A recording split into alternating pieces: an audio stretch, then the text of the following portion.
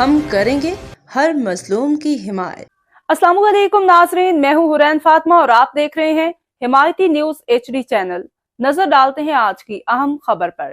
Karachi موجوکو police کی smuggling کے خلاف بڑی کارروائی، 4800 کلو گرام اسمگل شدہ چھالیاں برآمد۔ عابد حسین آفریدی، روزنامہ حمایتی نیوز۔ کراچی ضلع کیماڑی پولیس نے اسمگلنگ کے خلاف بڑی کارروائی کرتے ہوئے بلوچستان سے کراچی اسمگل کی جانے والی بھاری مقدار میں چھالیاں کی کھیپ پکڑ لی۔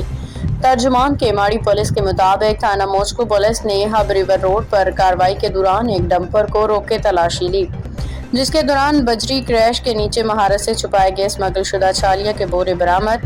پولیس کے مطابق ڈمپر سے 400 بورے جن کا مجموعی وزن 4800 کلو گرام 120 من ہے برآمد کیے گئے ہیں۔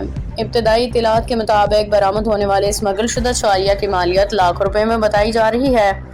کارروائی کے دوران چھالیاں اسمگلنگ میں ملوث ڈرائیور نواب خان کو دفعہ 54 ضابطہ فوجداری کے تحت گرفتار کر لیا گیا، جبکہ برآمد شدہ مال اور ڈمپر کو دفعہ 550 ضابطہ فوجداری کے تحت پولیس تحویل میں لے لیا گیا۔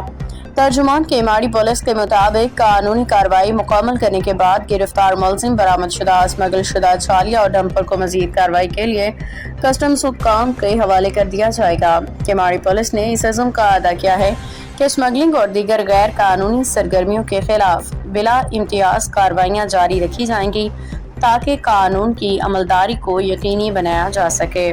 اب تک کے لیے اتنا ہی۔ مزید خبروں اور اپڈیٹ سے باخبر رہنے کے لیے دیکھتے رہیں حمایتی نیوز HD